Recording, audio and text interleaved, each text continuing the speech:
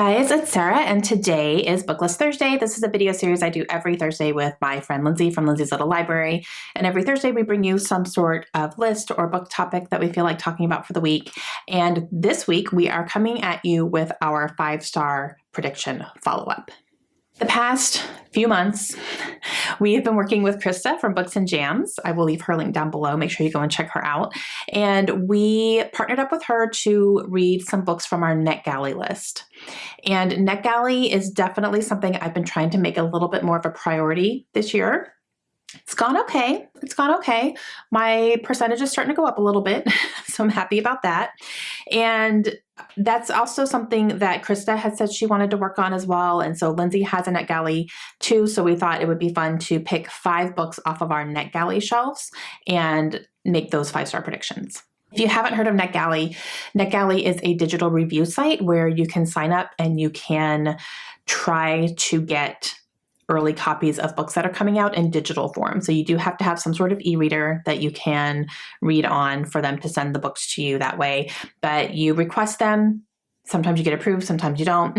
But it's a great way to kind of dip your feet into book reviewing and getting early copies of books. So I will leave the Netgalley website down below so you can go and check out all the details there. And it's something I've been using for years and I really love it. So I picked 5 books and just now finished my 5th one. It took me a long time to read these books, you guys. And I think I just had so much going on. And, you know, some things were happening that were kind of taking away from a little bit of reading time for me as well. So it was just kind of like, it took me a little bit longer this round to get to all of my 5-star prediction books. So that's why it's coming at you a little bit later. But I have finished them and it was interesting. Okay, I'm just going to go down my list. So the first book I want to talk about is Rosalind Palmer Takes the Cake. This is by Alexis Hall. And this book, okay, this is written by Alexis Hall, who wrote Boyfriend Material, which was one of my favorite books of last year. It was in my top 10. I absolutely loved that book. So when I saw that he was coming out with another one this year, I was really excited about it. And this premise, you guys, okay. So this follows our main character, Rosalind Palmer. She is British. This entire book takes place in and around London. And she is in a place in her life where she needs some help financially. She's struggling a little bit to support herself and her daughter. She is a single mother. And she is really just kind of looking for something to help her financially. It's something she's definitely needing in her life. She also has a talent for baking, so she decides to take a chance and to go on a reality baking show competition. Basically, it's the Great British Baking Show, but called something different. As I was reading it and reading about the competition parts, I'm like, this is so the Great British Baking Show, which I love, by the way. And so that was just so much fun because you're seeing her in the competition. You're seeing some of the behind the scenes things that are happening, the producers who were something else, and her fellow competitors as well. So Rosalind goes into this whole situation just determined she's going to win. She needs to win. She really needs this. She's not going to let herself get distracted by anything or anyone. However, 2 men distract her, definitely.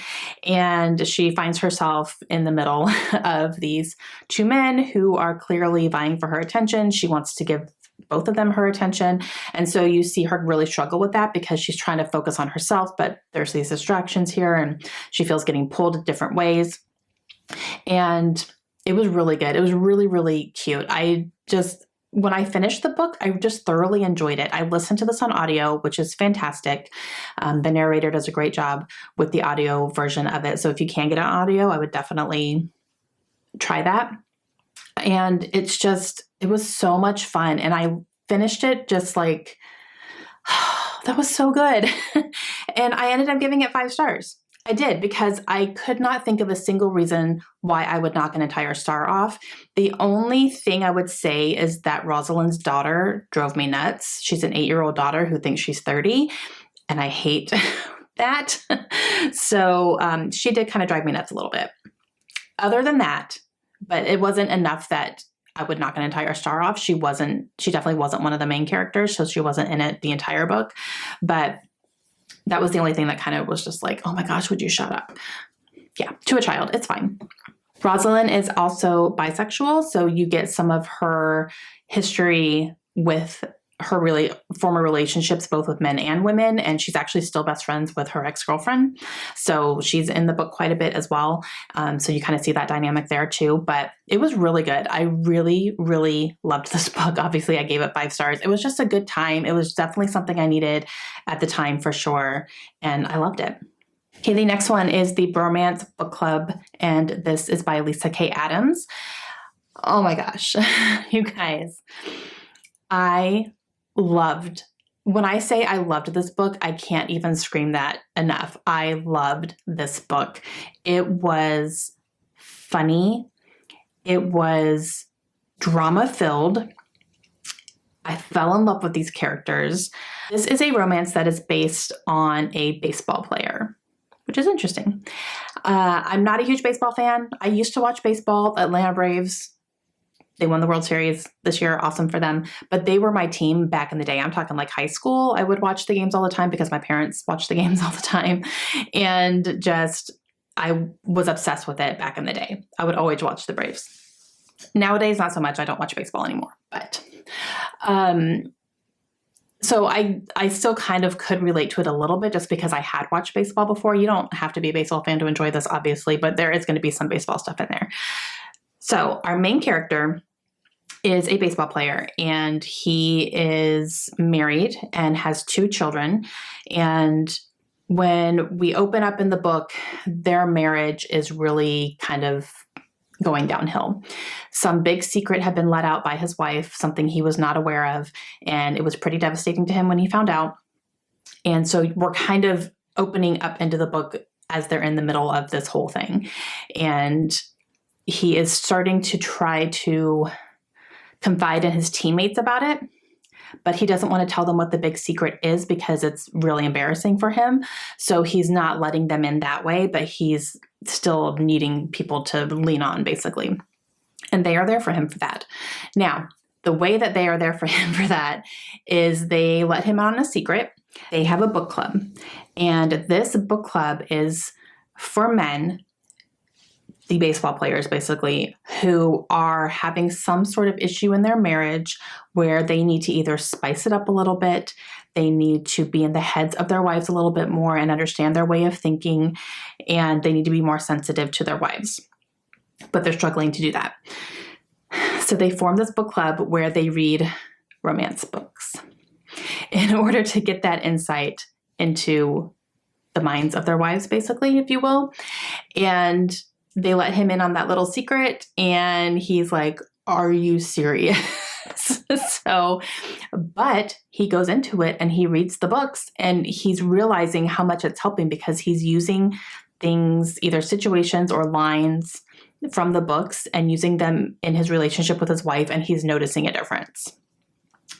His wife also has her own issues that she's dealing with, which is a lot of things with her family. So she is also having to confront some of her, issues and things that she's dealing with too. So there is that in there as well. It's not just about him. She has her own stuff she has to deal with and come to terms with. And you see them really try to work on their marriage. Okay. So I loved it. I was laughing. Like, there were just some parts that were so funny, and just the banter between the players, and you can really see their friendship that is genuine. And it was so funny and really, really entertaining. I will say, I would not recommend any men do this because obviously romance books are fiction and they're far out there, and they're like, yes, we eat it up. Yes, we do. But we also know that it's not reality. So when you try to bring something that we know is not reality into reality, it's like, okay, we're stretching here. So there is that. You do kind of have to just wrap your brain around, that he's going to be doing these things, and sometimes they're going to work. But I really loved it. I thought it was fantastic. The characters are great. The humor was really great. There's some very steamy scenes, which were great. And I'm excited to read the rest of the series. I have been told that the rest of the series is not as good as the first book, but I'm still in. I think they're fun. I think this is going to be like a great palate cleanser for me, possibly. Like, if I just need something light and funny, this is going to be the series that I go back to. So loved it. 5 stars.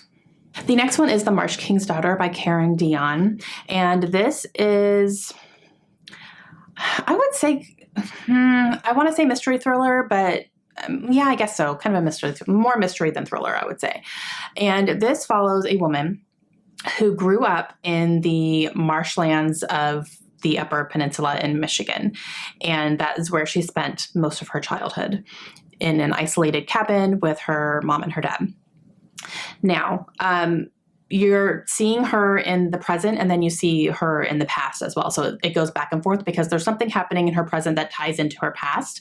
And it's something that is life-threatening for her. And so you're kind of going back and forth. I literally don't want to tell you anything else. I'll tell you little things about what I thought, but I went into this book really not knowing the actual plot of the book. And I feel like that's the way you need to go in, because if you know too much, it could ruin the experience. And I don't want to ruin that for anybody. So just know that the plot is fantastic. I think it's great, especially if you go in blind. And if I had not gone in blind, I don't know that I would have enjoyed it as much. So I'll say that. So that's why I'm not going to say anything else. But you're getting her present, what's happening here, and then her growing up in this isolated cabin and all that stuff. Now, my thoughts. Definitely not as thrilling as I wanted it to be. I was maybe I was just in the mood for something super thrilling. So it's definitely more of a mystery. You're kind of unraveling things and seeing things unfold. I will also say this is brutal. There's a lot of violence in this book. There's a lot of trigger warnings in here for violence against adults, violence against children, violence against animals. So like all three of those things are happening. So there is that as well. Be prepared for that. And I was not prepared for how brutal it was, but I was pleasantly surprised by that because I do like the brutality every so often. So that was something that I actually really enjoyed. And yeah, I thought it was good. I literally can't say anything else, and I don't want to. But if you like mysteries and you're good with brutality and there is some abuse in here, if that doesn't bother you, I would definitely recommend this one. I did give it 4 stars. I think the pacing was a little bit off. I wanted it to be a little bit more fast-paced than it was. So that's why I would say it's a mystery rather than a thriller. I wasn't like turning the pages or anything super quick, but it was really good, and I gave it 4 stars. Okay, let's talk about Lock Every Door by Riley Sager. Okay. Oh, man. I love Riley Sager. I'm going to start off with that. And this one wasn't my favorite. This is definitely my least favorite of his. And it's really hard for me to talk about why, because I can't spoil the ending for anybody. But if you've read it, I didn't like the ending. So, and there's specific reasons why, and I really can't say why because it will 100% spoil, and I'm not going to do that to anybody. So if anyone wants to know my full thoughts on the ending, send me a message. I will tell you, if you've read it, exactly why I didn't like the ending, but I didn't. So basically, the premise of this book I really love, actually. And we're following a girl named Jules, and she is strapped for money. She has just lost her job. She just broke up with her cheating boyfriend. She has nowhere to live. She's crashing on her friend's couch. She needs money, right? She doesn't have a family to go home to. So she needs to figure out how she's going to make a living. She's living in New York City, which is one of the most expensive places to live in our country. So she is really struggling. She ends up finding a Craigslist ad for an apartment sitter. And it's in this very exclusive apartment building in New York City that's very famous. And it is offering a ton of money to apartment sit for 3 months. And she was like, I can do this. I need a place to live. I need money. This is a no-brainer, right? So she goes and applies for it.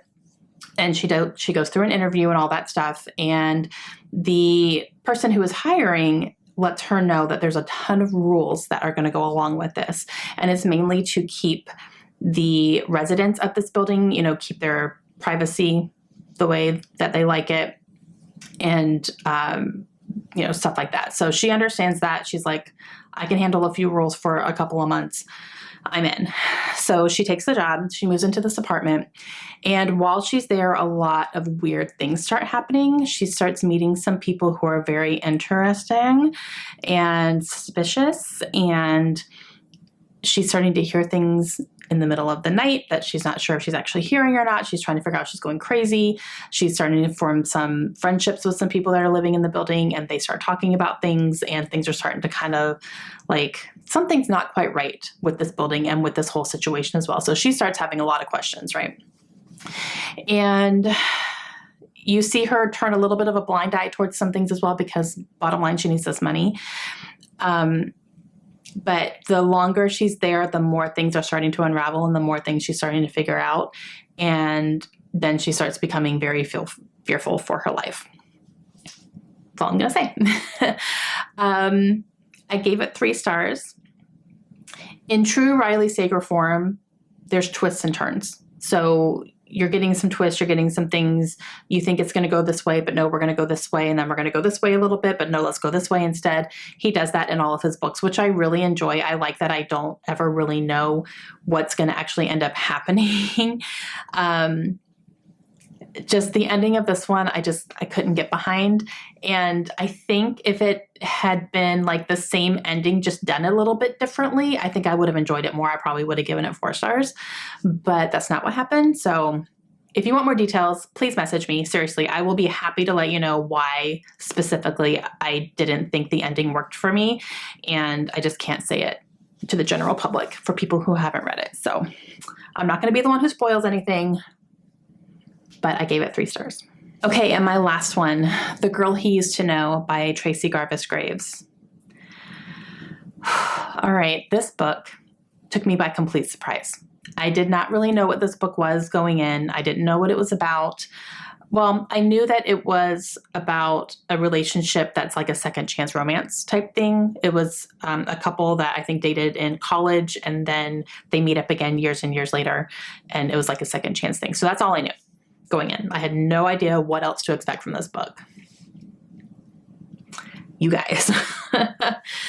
All right. So this book follows our main character, Annika, and she is on the autism spectrum. She is undiagnosed, and she grew up always knowing and feeling that she was different from everybody else around her.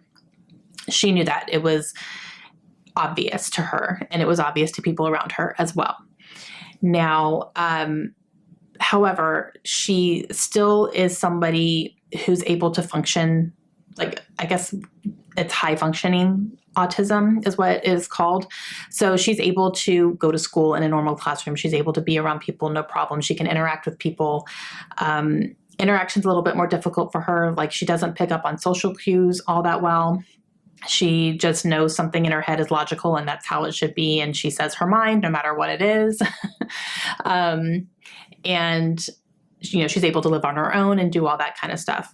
But she never really knew why her brain worked that way. Even though she knew her brain worked that way, she never knew why, because she was undiagnosed. Her parents never took her to see a specialist or to get a diagnosis for anything.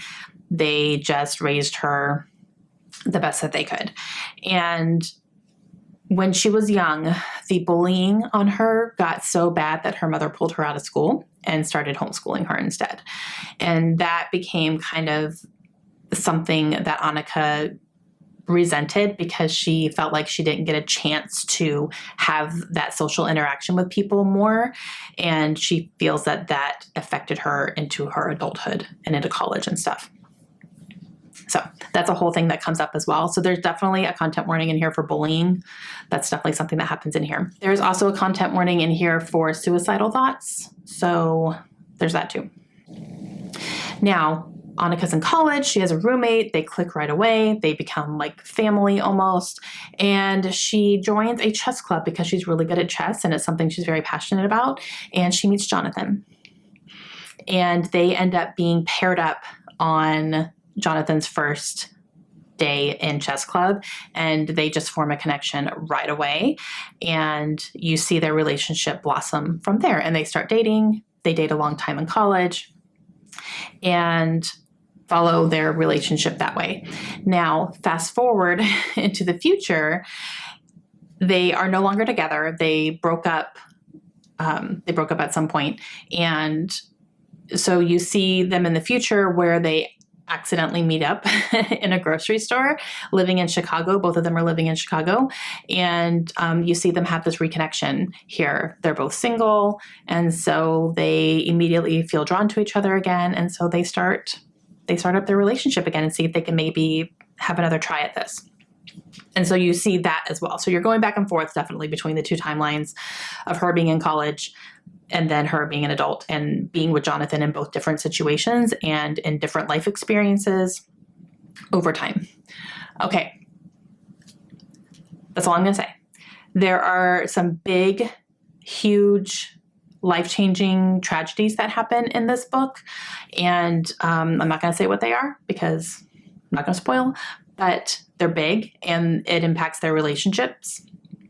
And oh my gosh, you guys, let me say that I did not go into this book expecting it to impact me the way that it did. And this book made me cry twice. I cried 2 times in this book. The first time I was driving because I listened to this on audio and I was driving home and I'm listening to this and my tears started forming and I'm like, oh my gosh, I'm driving. I cannot be crying right now, but I couldn't stop listening to it. And I was kind of piecing some things together and I just felt this dread coming on. I was like, oh no, oh my gosh, this is happening. Like just one of those things and just tears immediately. And I'm like, oh gosh. So I'm crying while I'm driving on the way home. Luckily I was almost home, so I was okay. And then I kept listening, I think the next day, and I finished it the next day and I was just like, guys, I was tears down my face crying. I can't. I did not expect that. And I love it when a book does that to me. Like it just completely takes me by surprise. I didn't really even know what the book was going to involve and just, it touched me. I love these characters so much to the point where I was like, don't you dare hurt this character. I'm going to be so mad at you if you do. And oh man, it was so good, you guys. It was so, so good. So this one's definitely a high recommend for me. And yeah, it went in a direction I completely was not expecting and I loved it. I loved it and it made me cry. So there's that. Obvious 5 stars. Read it if you haven't, please. Okay, guys, those were my 5-star prediction results. 3 5 stars, 1 4 star, 1 3 star. Not too bad, right? So yeah, I'm pretty happy with that. I think that this one was a really good round. So make sure you go check out Lindsay's video today and Chris's video and see what their results are for their Netgalley 5-star predictions, see what they thought of the books that they picked out. And that's going to be it for us this week. So moving on for 5-star predictions, we're going to take a little bit of a break, but we are going to come back in January and we are still going to be working with some booktubers. And we are going to be going to every other month instead of every 3 months now. So we're going to be working with people every other month and doing our follow-ups a little bit faster that way. And we're going to pick 3 books instead of 5. So thank you guys for your feedback on that when we talked about it, when we did our North Carolina video. It was great feedback to hear from you guys and you guys made a lot of good points. So definitely going to continue. These are some of my favorite videos, the 5-star predictions, and we're just going to keep it a little bit shorter and a little bit more often. So we're excited about that. And that will also give us the opportunity to work with some more people. So we're happy about that too. All right. Hope you guys have a great day and we will see you guys again soon. Bye.